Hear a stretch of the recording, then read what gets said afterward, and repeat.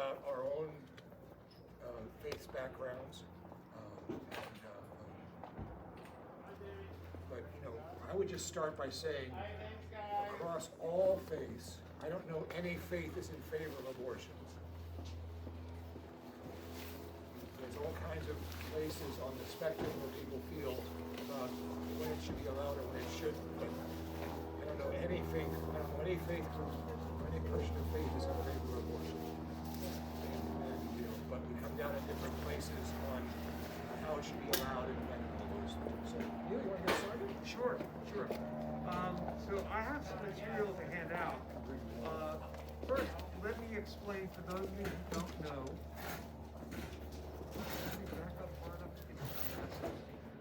I think if we back up far enough, we can do that. Okay.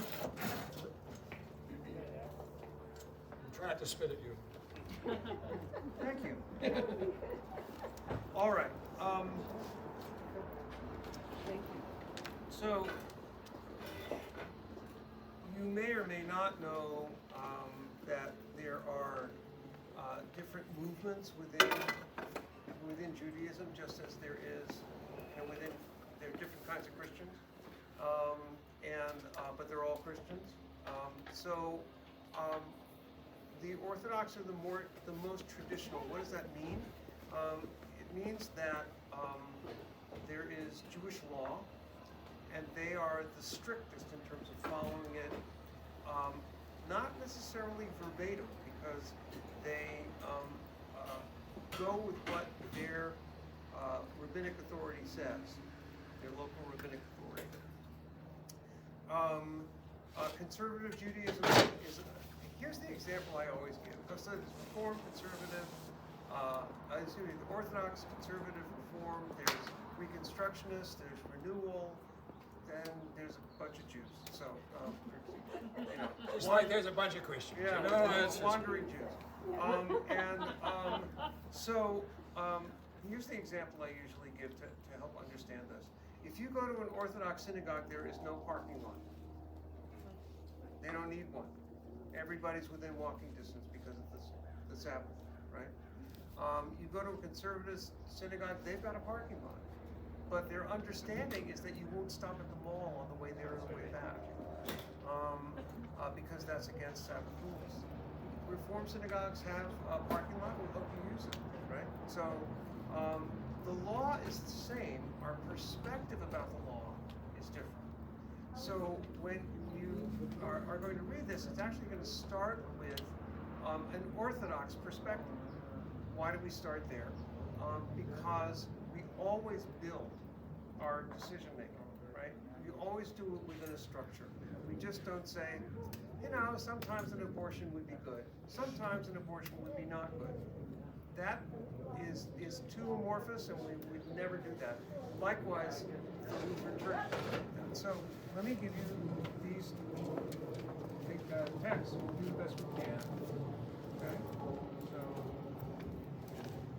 start passing some. I think we're going to have to share. We have to share, I think. We made 15 copies and we have 20 people here. How about So that one's mine. So here, take these.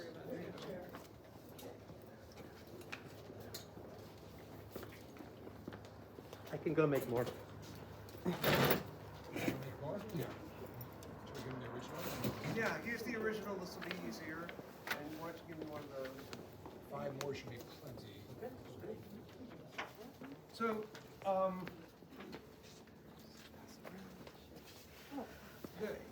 in the first sentence, you've got a word that is combination Hebrew and English. Halachically, that is, right, by Jewish law, right? Assuming that, so here's the question, and this was written to our legal experts in the movement, in our Reform movement. Assuming that abortion is halachically by Jewish law permitted, is there a time span in which abortion may take place according to tradition? And so notice what they do. Let us begin by looking at this assumption. There is currently considerable difference of opinion among Orthodox authorities about the permissibility of abortion, as well as circumstances and time when it would be permitted. Okay? We're only going to read the highlighted stuff, because otherwise, you can obviously take this one, take this out. fetus is not considered to be a person, a nefesh, a soul, until it is born. Up to that time, it is considered part of the mother's body. Although it does possess certain characteristics of a person and some status, during the first 40 days after conception, it is considered mere fluid. Okay, that's the traditional perspective. Obviously, they didn't have medical science the way we do today when this was created, and yet the concept is important. The concept is important in order to begin to frame the argument. The Jewish view of the nature of the fetus is based upon a statement in Exodus which dealt with a miscarriage caused by men fighting and pushing a pregnant woman. So it's a spontaneous abortion. Not that happens. The individual responsible for the miscarriage was fined but not tried for murder. We learn in the commentaries that payment was made for the loss of the fetus and for any injury done to the woman. Obviously, no fatal injury occurred to her. This was the line of reasoning of the various codes. If this case had been considered as murder, the biblical and rabbinical penalties for murder would have been invoked. The second source on the nature of the fetus is found in the Mishnah. The Mishnah is the initial commentary by several generations of rabbis to the Torah. Okay? That old joke, you have two Jews in the room, you have three opinions. Right? We have more. Okay? The second source on the nature is found in the Mishnah, which stated that it was permissible to kill a fetus if a woman's life is endangered by it during the process of giving birth. However, if a greater part of the fetus had emerged, or if a head had emerged, then the fetus possesses the status of a person. In other words, halfway out, the head is out, it's a person. And cannot be dismembered. That's unfortunately what they used to do if a woman was hemorrhaging. They would have to dismember the fetus in order to save her life. As one may not take one life in order to save another. This view considers the unemerged fetus entirely part of a woman's body, as any of her limbs could be amputated to save her life. So may the fetus be destroyed. The same point of view is taken in another section of the Mishnah, which discussed the execution of a pregnant woman for a crime. The authorities would not wait for her to give birth, even if that process had already begun. Okay. Again, this is a framework that we're creating. It's building it up from the bottom. The Mishnaic statement in Ohalot, this is a particular section in the Mishnah, was based on two biblical verses. In them, the fetus was portrayed in pursuit. Oh, I'm sorry, I forgot to. We need to read the text above. A Tosafot, which is an extra, it's outside the Mishnah, it's outside this commentary. Another section simply stated it was permissible to kill an unborn fetus. This passage, which stands in isolation, is taken seriously by some authorities, while others say it represents an error. Okay. The Mishnaic statement in Ohalot was based on two biblical verses. In them, the fetus was portrayed in pursuit of Rodef of the mother, and therefore has endangered her life. Maimonides, Rabbi Moshe ben Maimon, was a great Sephardic scholar in the 10th through the 11th centuries. We did recognize the fetus as possessing some status, and Caro, who is a commentator, were willing to use either drugs or surgery in order to save the life of the mother. Okay. Maimonides, as it turns out, was a physician, so he knew what he was talking about. Let me expand on this understanding of the Rodef a little bit more. There is also the notion, and this comes from a biblical and rabbinic interpretation. The rabbis said that if someone comes into your home and it's daytime, right, you have a perfect right to defend yourself and even act aggressively to get this person out. Okay. And then the question comes, what if it's a minor? Even if it's a minor, if the person comes in to your home and it's daylight, they assume that there might be somebody there, right? Or that might not be anybody there because you're at work, right? But if you find out and it's daylight, you can see the person, then okay. What about at night? When your house is invaded and you know, and they know that someone's probably there, right? Then you can assume, according to the rabbis, that they are there not only to do damage to your home possibly, but to do it to you. And you have a right to act offensively. What if it's a minor? Even with a minor.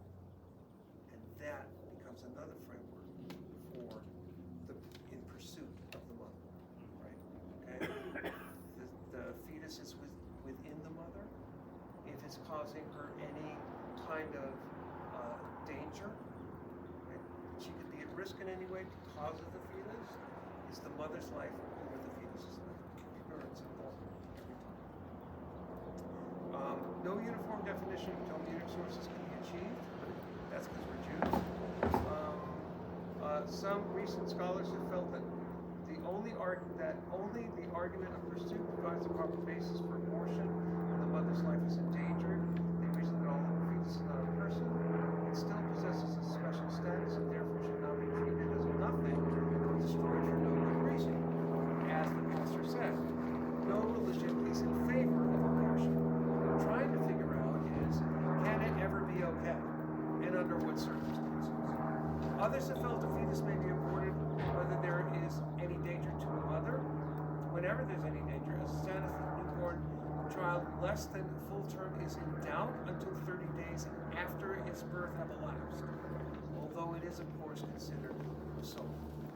On the other hand, a line of reasoning which dealt with the mother's psychological state has been passed in this Talmudic passage in Arachim 7a. It would permit abortion for such reasons as for the anguish caused to the mother by a child's potential deformity or other problems. So Ben Zion Uziel, who's a more modern scholar, permits abortion when deafness is indicated in the fetus. Obviously, we wouldn't do that today. When rubella occurs in early pregnancy, Tay-Sachs, which is a disease common to Jews of Eastern European ancestry, and babies don't live beyond 5. Their central nervous system sort of deteriorates over time. Now here are the arguments coming from the other side. Other traditional rabbis have been reluctant to permit abortion on the grounds that one is not permitted to inflict a wound on oneself. So if indeed the fetus is part of the woman,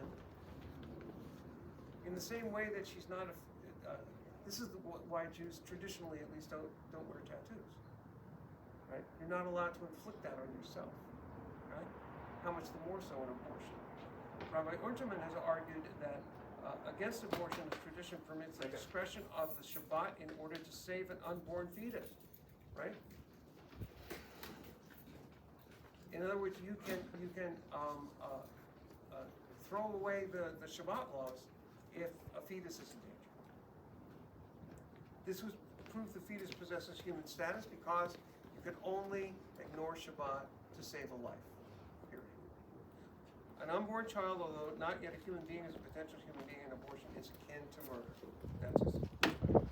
Both of these groups will permit abortion only for serious life-threatening dangers.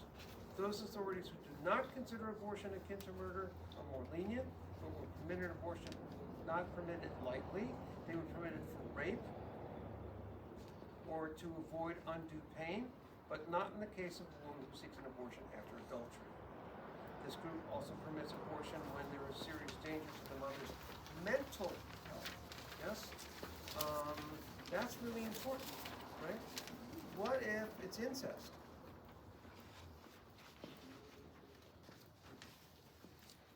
You know, what if it's a 12-year-old girl who got, okay? Or when serious fetal impairment has been discovered in the first 3 months. We can see from recent discussion there's some hesitancy in an abortion. A number of authorities readily permit if the mother's life has been endangered or if there's potential serious illness. either physical or psychological. Others are permissive in case of incest and rape. A lesser number permit it when seriously impaired fetus. Okay, so on and so forth. Here's the conclusion. The reform movement, that's the most liberal, has a long history of liberalism on many social and family matters. We feel the pattern of tradition until the most recent generation has demonstrated a liberal approach to abortion, and that doesn't mean we like it, a liberal approach, yes? Has definitely permitted in cases of any danger to the life of the mother. That danger may be physical or psychological. When this occurs at any time during the pregnancy, from the reform movement's point of view, we would not hesitate to permit abortion. This would also include cases of incest and rape if the mother wishes to have an abortion. 20th century medicine has brought a greater understanding of the fetus, and it is now possible to discover many major problems in the fetus quite early in pregnancy. Some genetic defects can be discovered shortly after conception, and more research will make such techniques widely available. It is, of course, equally true that modern medicine has presented ways of keeping babies with very serious problems alive, frequently in a vegetative state, which brings great misery to the family. In other words, if that's the choice, why would you do that? Such problems as those caused by Tay-Sachs and other, we talked about that. Okay, so, and there finally,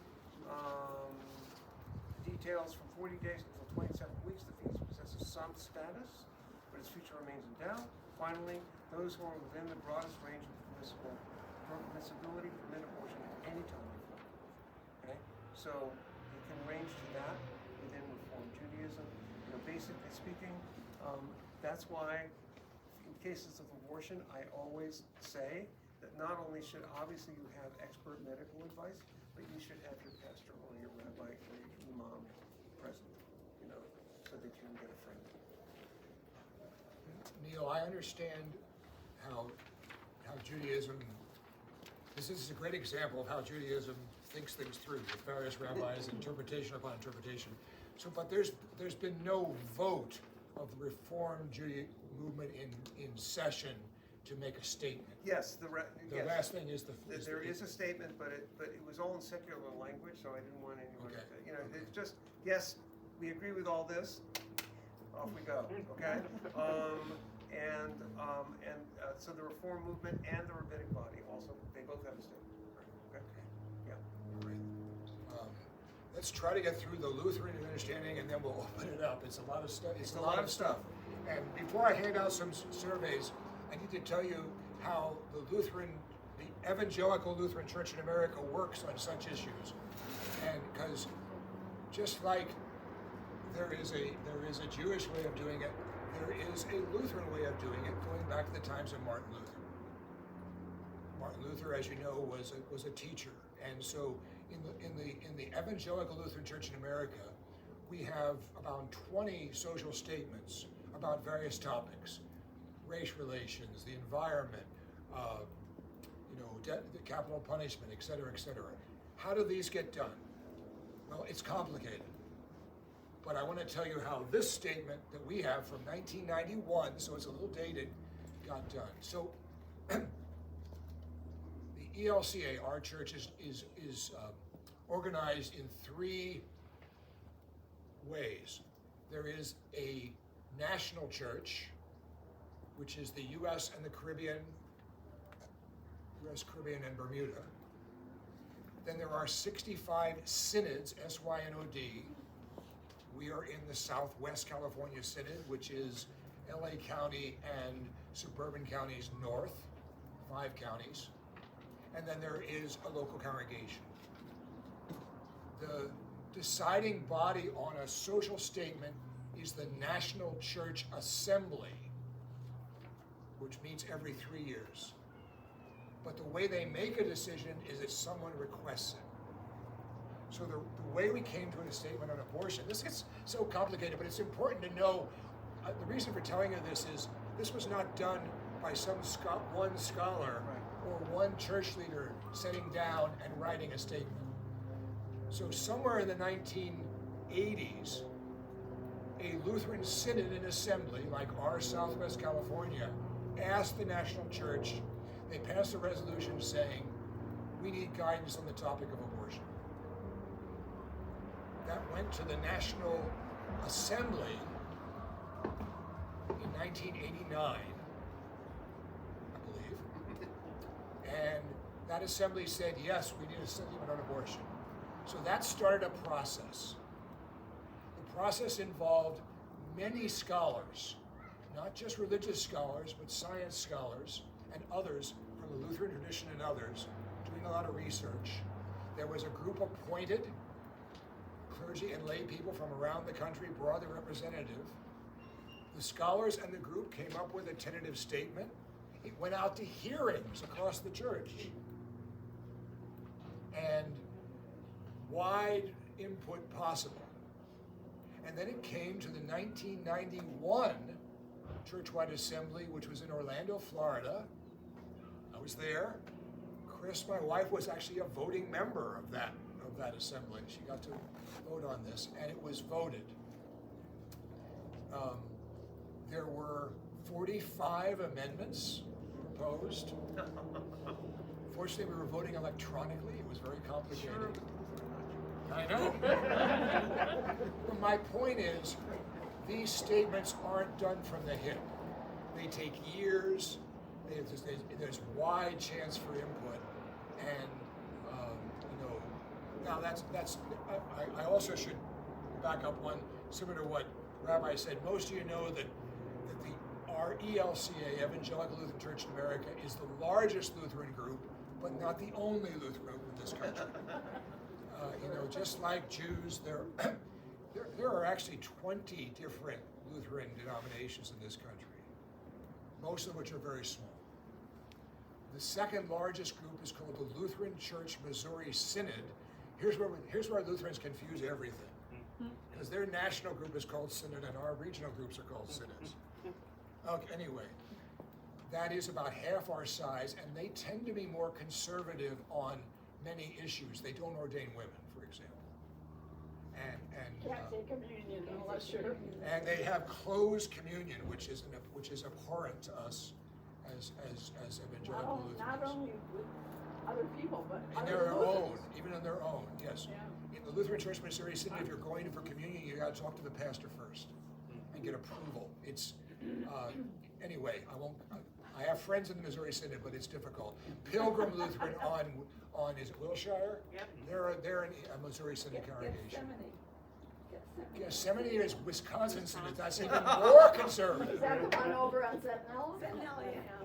The other big thing, social issue, that both the Wisconsin Lutherans and the Missouri Lutherans, they are very conservative on gay and lesbian issues, which we are not. Gotta tell a quick joke. Yeah. The classic joke could be a Lutheran, but there's a Jew who is lost at sea. They finally find him on an island. While he's there, he builds 2 synagogues. It's the same thing with churches. Same story. Why did you build 2? Because I'd never go to that That's one. right.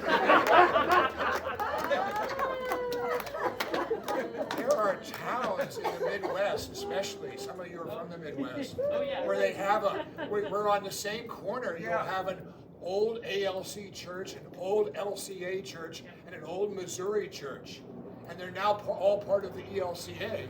Except some of the Missouri. Except some of the Missouri. Some of the Missouri came with us, and some didn't. Yeah, it's a fascinating history, but it's mostly gobbledygook to most people. But it screwed up a lot of people. It has, yes. So The our friend that point got is, me to be a Lutheran was from a Wisconsin Synod. She hasn't been to church ever.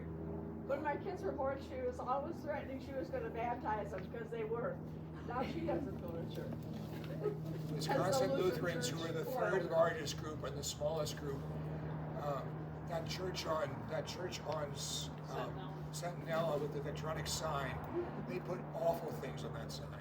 They put awful things on that sign that I'm ashamed. They just changed their name. Did they? Gethsemane is now Hope? Okay. Well, it's not very hopeful. It's not very hopeful for a lot of people that they exclude on their signage. But anyway, okay. So that's how we got the statement we have. And I have information about that, and we'll look at quickly. All right. So we made some extra copies, but for the first round, there's 2 separate documents. I'm going to send these around this side, And, wait a minute. Okay, what did I do wrong there? Well, while you're doing that, I have a question to both, and that is, these are religious statements. How do they translate into the courts in terms of cases? Secular courts? I mean, do secular courts respect these things or not? Determining. Well, it depends what the Supreme Court's about. You know, Yeah. it really is. I mean, that's They shouldn't be in it. well, I would agree that, it's a moral and ethical position. This is copies of one. I don't We'll have talk- extra copies of the one. I don't have copies of both, but, We'll talk more about that later. Mary, in the ELCA, we have an office in Washington DC who advises Congress on statements of the church. So when there is a statement on race relations, for example, or on the environment, so in other words, that office, well, I think the environment's a good issue. There's a big bill on the environment before Congress, right? Our office in Washington lets Congress people know what the ELCA's approved statement on the environment is. That's obviously especially important to the 25 or so senators and Congress people who are ELCA Lutheran, as the Jewish statements would be important to the probably about the same, if not more, Congress people who are Jewish, right? So yeah, that's how we. In other words, it's not a lobbying office. We would never try to tell, especially even our Lutheran representatives, how to vote. But we want Congress to know, here's one of the largest Protestant churches in the country, and this is their view. Many of your members are part of this church. You might want to take this into mind. And so, and Supreme Court's a little more different because they don't really take outside statements by their, they take statements during court, but a lawyer representing a point of view that we would agree with might mention, there is this statement by the ELCA and by Reform Judaism that supports what I want you to do, Supreme Court, right? So yeah, that's. So there are Lutheran lobbyists and Jewish lobbyists who obviously, feel strongly about these issues, go to their senators and Congress people and talk about them and so on and so forth. In the end, it's just information for the And a judge rules.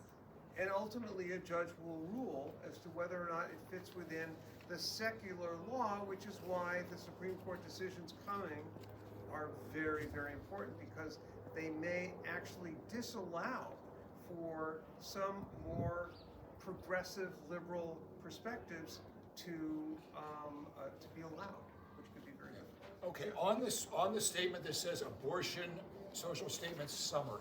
I think you all have a copy of that. I mean, there were enough copies of that. Statement's very clear that the language of rights is not very helpful, and both sides of this debate are hung up on that. But that's not real helpful. Let me go on to save some statement. But go to the second page of that.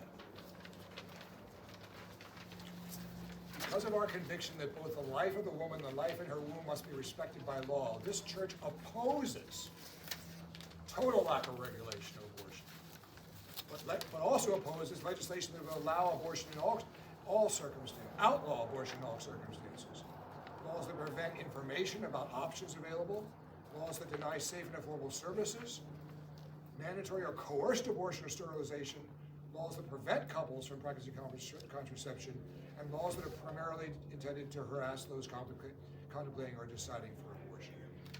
That's kind of an overall summary, and so if you summarize the Lutheran statement in one sentence, it would be abortion is an option of last resort.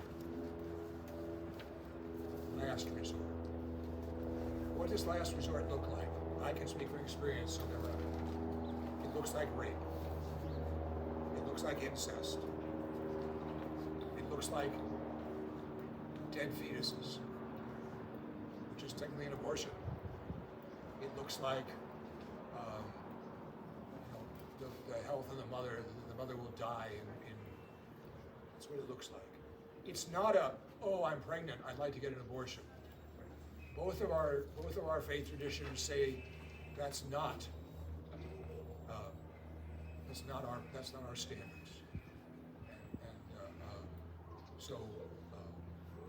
Now, the problem with the 91 statement is that it was done in 91, and there have been such medical changes since then, but it still holds pretty well.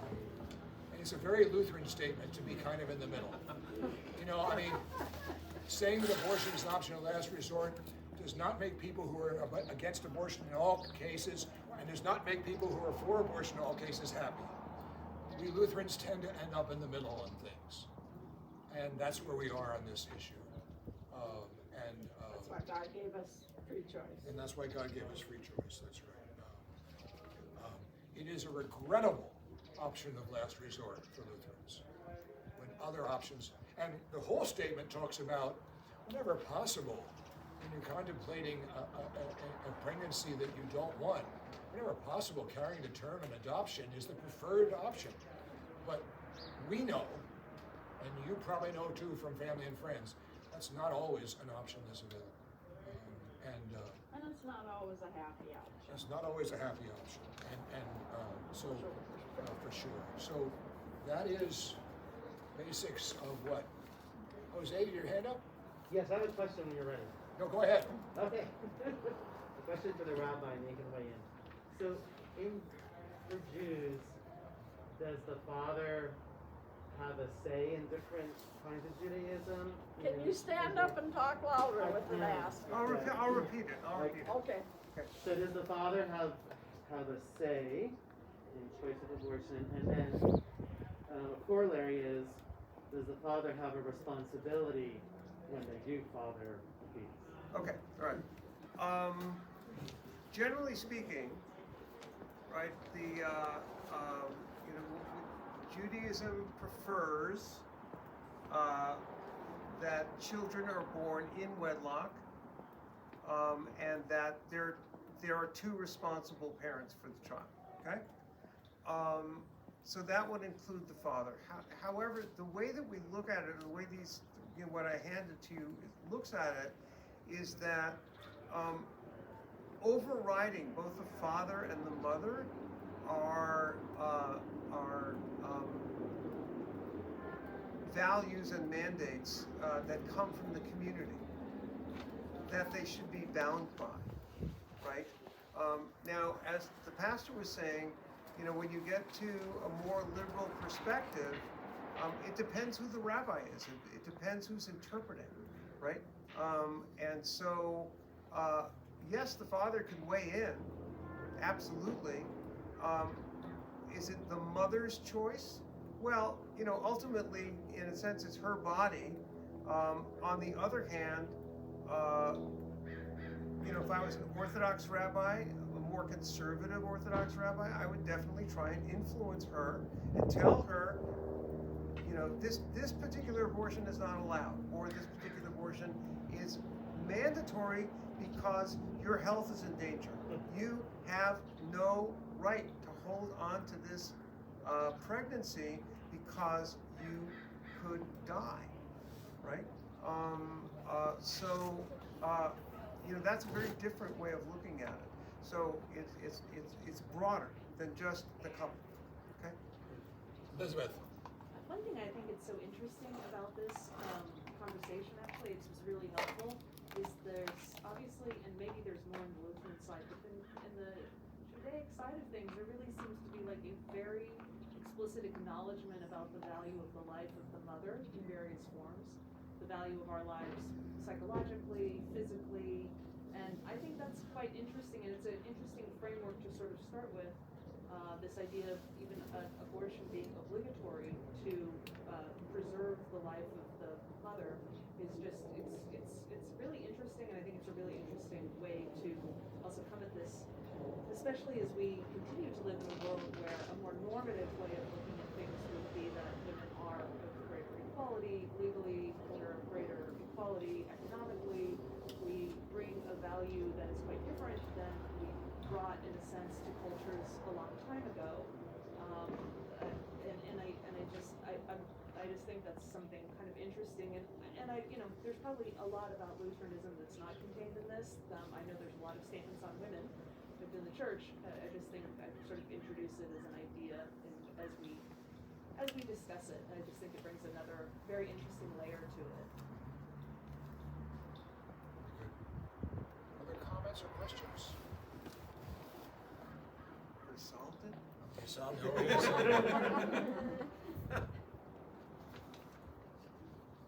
you're going to hear a lot of debate Yeah. about how many weeks or months is viable. Mm-hmm. And that's where our statement, because it's 30 years old, is a little limited. Because obviously in 30 years, babies younger and younger who are born are surviving. We know some from our own congregation, Yep. who 30 years ago may not have survived. And so it gets trickier for sure at that point.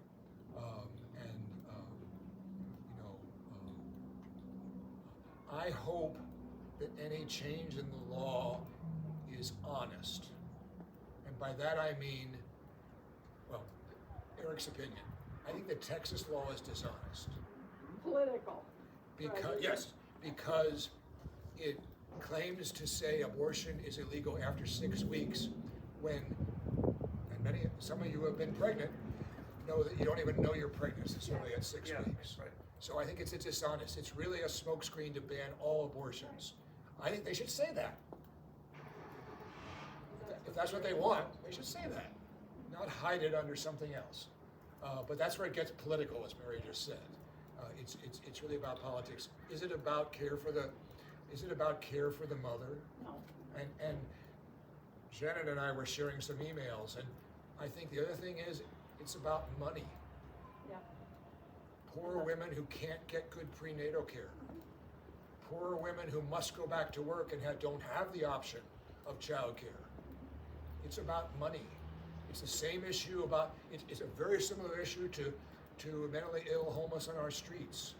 It's about the lack of money for care for mental health.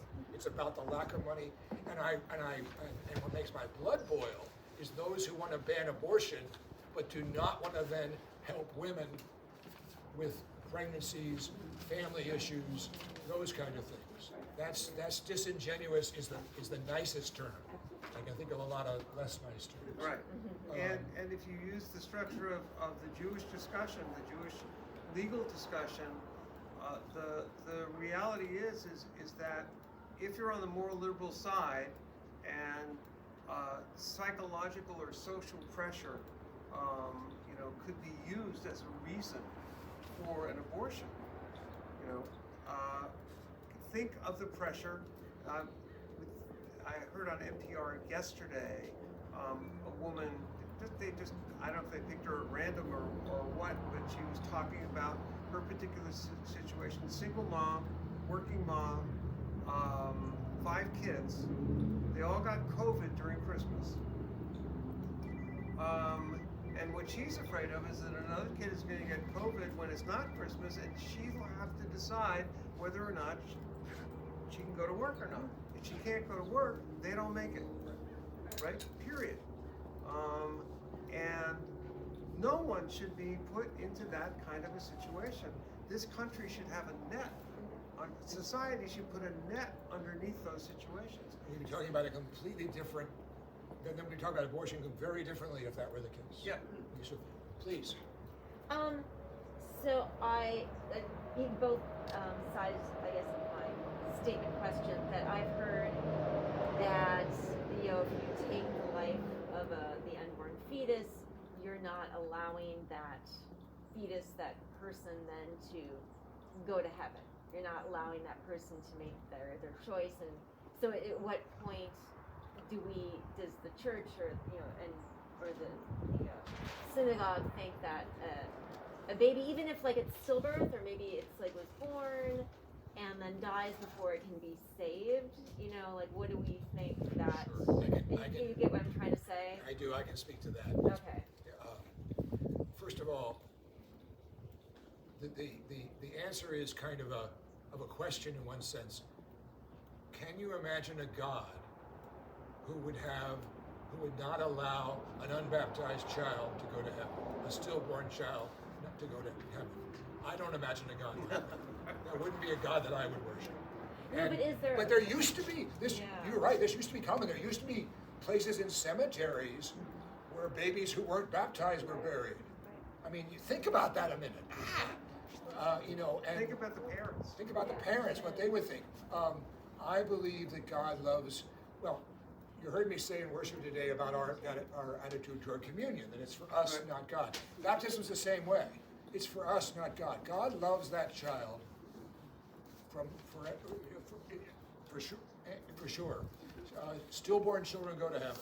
Sorry, I'm absolutely sure. Is there like a scripture that I can like quote to someone who questions the otherwise? Ooh. Probably not, that they couldn't twist. You know, as you know, the problem with proof texting by Scripture is that Scripture was mostly written 2,000 or more years ago, and some of the situations of today just aren't there. Abortion's never mentioned in the Bible. Homosexuality is not mentioned in the Bible. You know, many of the things we're dealing with, you have to read in. Certainly, all the Scriptures that talk about God's unconditional love for people would fit this argument, and there's lots of those. And you know, so I'd have to look otherwise, unless anybody else can remember one that would be. Yeah, I mean, and Jesus' attitude toward children, it's not a big leap. Your author's right. Not a big leap from Jesus' attitude toward children, which was countercultural at the time, to say, you know, God's love is guaranteed for children. For the lilies of the field. Lilies of the field. Oh, that's good. Also, I mean, it's worth, always pointing out Jesus' relationship to Mary Magdalene, who was like, by any standard of that culture, somebody who was probably considered to be sexually promiscuous and outside of conventional norms of marriage and children.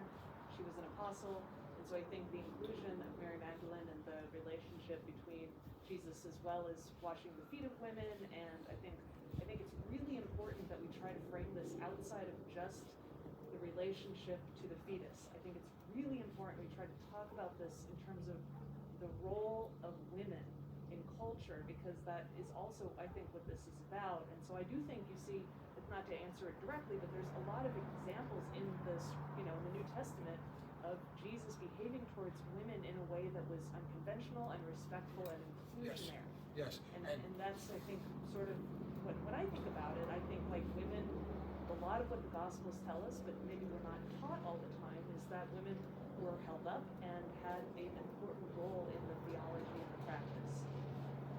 One of the problems, I think, with Lutheranism, because I was raised Catholic, and we've talked about this, one of the things I miss is the inclusion of Mary in how we talk about everything, right? Because you really do have a mother really central to big parts of this story, but that's a practice thing. That's growing up Catholic and becoming Lutheran.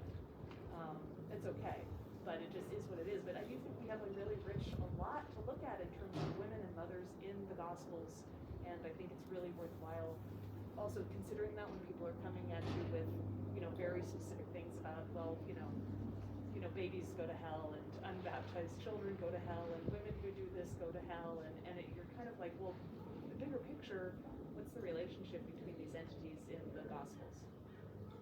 That's how I think about it.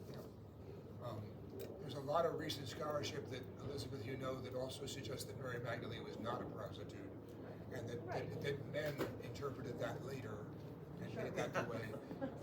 There's a lot of more recent scholarship that would say that there are at least 4, if not 6 or 8, women disciples, apostles that were always along with the 12. We know of the 4. And as far as we know, they were also the bankrollers of the operation.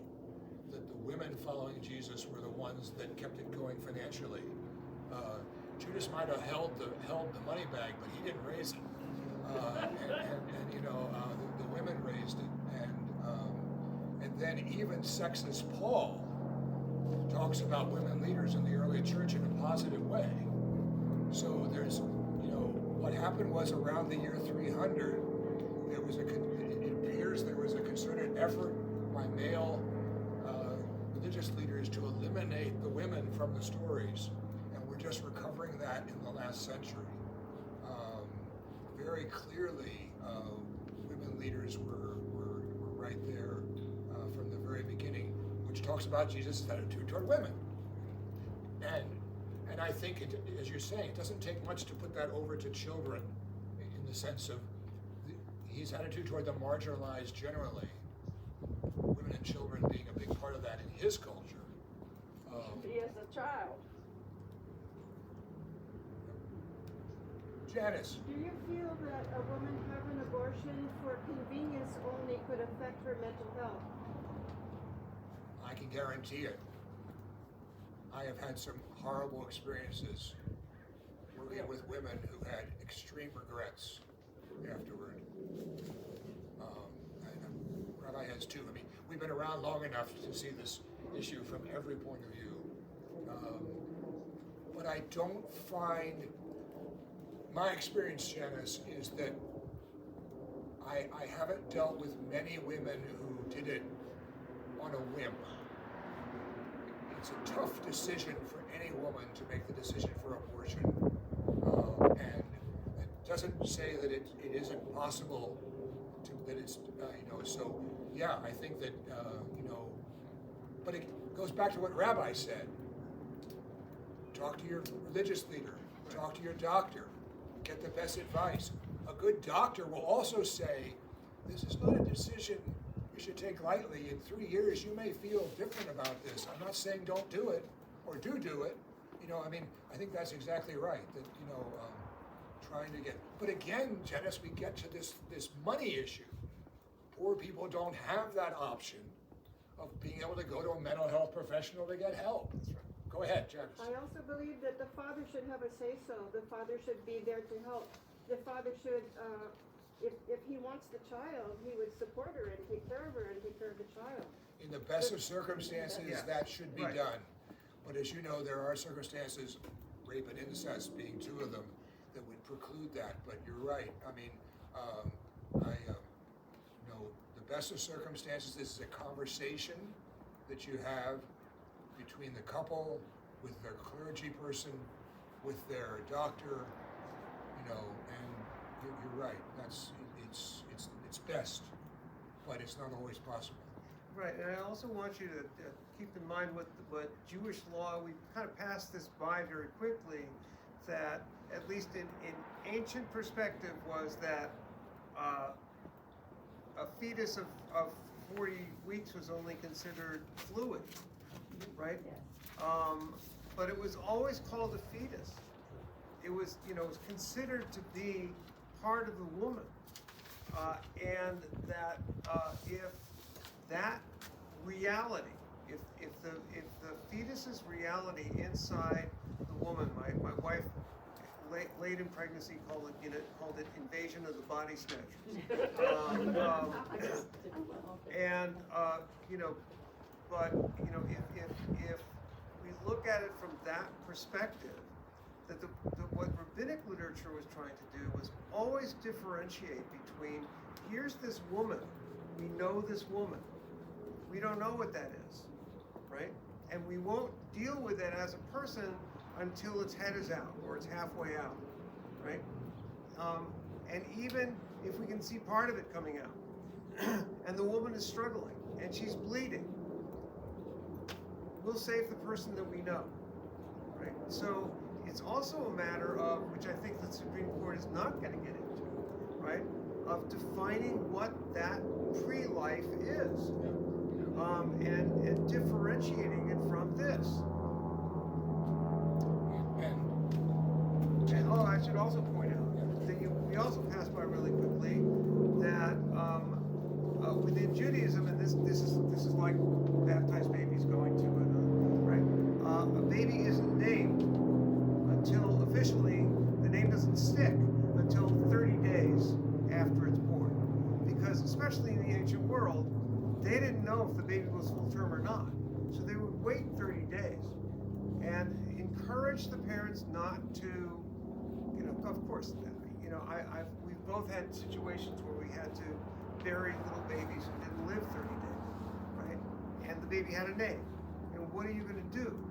But whatever the religious context can do, we try to shield the people involved from as much pain and trauma as possible. That's actually in the Lutheran tradition too, and especially in this country, that you would not take the baby out until the baptism, and that's the time you would announce the name. And that's why it's also called a christening, giving the Christian name. Right. Same sort of thing. Right. And it was part of culture because so many babies died. Right. Many of you have grandparents, and especially great-grandparents, who had multiple children to get enough alive to work the farm, right? And so that was, again, medical advances have changed a lot of this, but now we have people who come to church the next week with their new baby, and I'm glad to see the new baby, before COVID. Yeah. Cindy. So talking about medical advances, obviously we now have the day after pill and other situations, but many people have in the past been very upset about using the fetus or any material from the fetus for scientific research. Is there a Jewish perspective on that? There is. It's complicated, as you might imagine. Some of it comes from the position about the Orthodox position, the most traditional position about autopsy, right? Which, within Judaism, the entire body, as much as possible, needs to be buried, right? For the Orthodox, right? Obviously, the Reform movement has a different attitude, right? We say that if it can advance doctors' understandings of how to help people, after someone has died, if we can figure out what went wrong, then we can figure out if somebody has that wrong with them, what we can do to help them. Great. What about, fetus material? Can you do that? The answer would be similar, and also, do you want to get your clergy person involved and look at it from the spiritual perspective and not just the scientific perspective? The perspective that from the text we used this morning, that everyone is in the body of Christ, right? Or all the people came together as one body, right? All of that, I think, can weigh in and help people give, because you really, in so many of these situations, you don't not necessarily just need the nuts and bolts, the mechanical understanding. You need a metaphor, because a metaphor will help you frame this spiritually. What am I doing? If your only metaphor is, it's as if I'm, taking this baby apart, right? But I'm looking at the fecal matter. No. If you look at it as part of that one body, even if it never got baptized, right? Then terrific. Let's use it and make it part of that body. Yeah, and Cindy, we don't as Lutherans have a specific statement, but it would be along the same lines. I mean, that what is what is most, and the same thing about using an older person's body. What would be most helpful for other people, for the future generations? The advances in stem cells since this statement was written are just huge. I mean, so yeah. Jose. So Rabbi, since you're here, I take advantage of you being here. So you can call me anytime. disagree on this. And she often says to me a verse from the Psalms, where God says that He knew you in your mother's room. She says, God said He knew you in your mother's room. And I quite never know what to do with that verse. I wanted to just ask you about that verse in the Psalms. Well, first of all, I would like to look at traditional commentaries, before I answer you. Don't have my phone. I mean, I really would. But just kind of off the cuff from what I understand, that, yes, in other words, how could God not love you when you're in your mother's womb? How could God not love something that someone or some animal that people would consider to be ugly, right? That's all within God's love. And whether or not that love is there, that love will remain whatever happens. But I need to look at the traditional commentaries. I'll take a look. Okay. But that would be, And I'll call you. that would be a verse, though, that would go to our earlier question about God's love for the stillborn, for the Exactly. baby that lasts a week. Right, That exactly. God has known that child forever. Right. In one sense. Right. That would Exactly. be that would be the same Exactly. sort of argument. And what if, as in the biblical example, if the child was spontaneously aborted?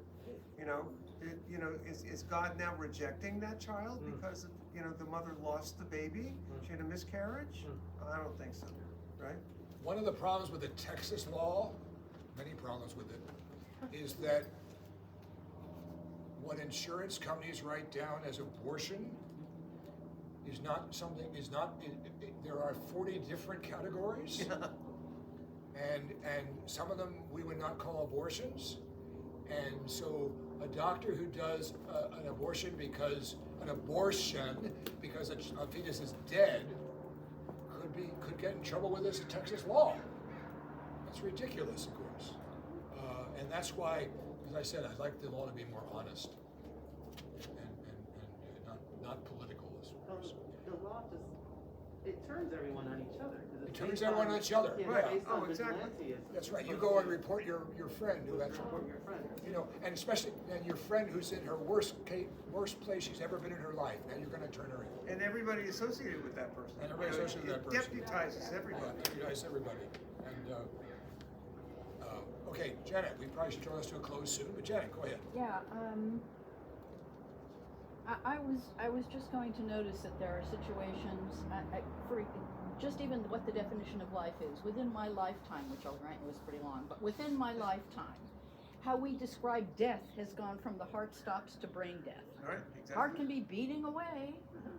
Sometimes people are declared brain dead. Somebody says you must resuscitate them. They come back and talk about how they went down a long corridor of white light. It's like, oh my God, did they live past brain death? These kinds of questions that come from medical technology. Also questions of miscarriage. George Wills talked about this, that his wife had a miscarriage or two. They are, of course, Roman Catholic. And he said, we did not feel we had to do penance for that or that we killed somebody. Right. It was really interesting.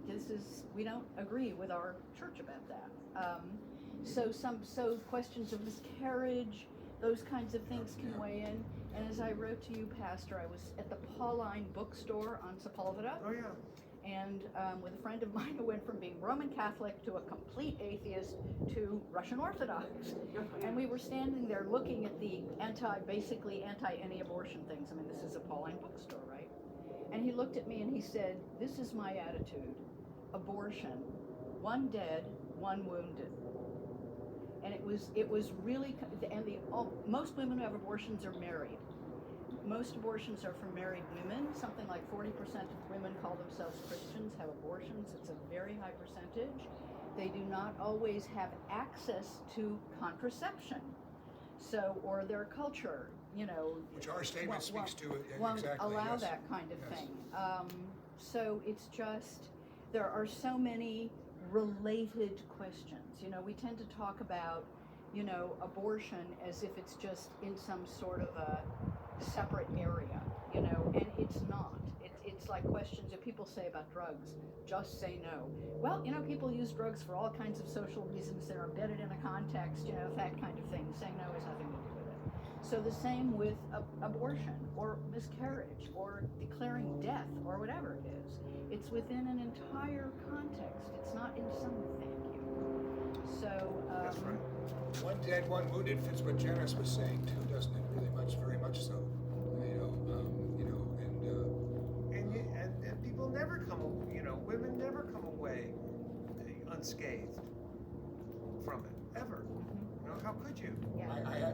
I have actually not worked with a woman who took it as birth control, who took it lightly, and I've obviously I've been around enough to work with a number of people on this issue, and I know there are some, I've read about some, but they must be the tiniest group of, no one goes into this lightly. My friends who have had abortions, all of them have been married. And they could not afford another child. They had had an affair, quite frankly, whatever the heck it was. But they really, really struggled with it. And to this day, keep track of how old the baby would be. Yeah, exactly. My son would have been blah, blah, blah, the whole thing. Cindy. Before the morning after pill, there are many herbal remedies and other ways to go through the possible, how should I put it, of a natural abortion without anyone getting involved. Does the church make any differential between that kind of natural situation, natural remedy versus medical intervention? Only in the sense for the Lutherans that the statement says nothing that forces it. No one should be forced to have an abortion, and that would, it would be along that. But no, I don't think we have any. And again, it's partly the 30 years thing because it didn't exist obviously 30 years ago. So. Well, I'm saying that women have been quote unquote aborting things for Oh yeah. millennials because Oh yeah. plants are available to do that. Well, that's the sadness of the laws in Texas is that will it stop abortion? No. Make it more difficult and more risky. Yes. Right. All right, everybody. Thank you so much for this time. Yeah, thank you, Rabbi.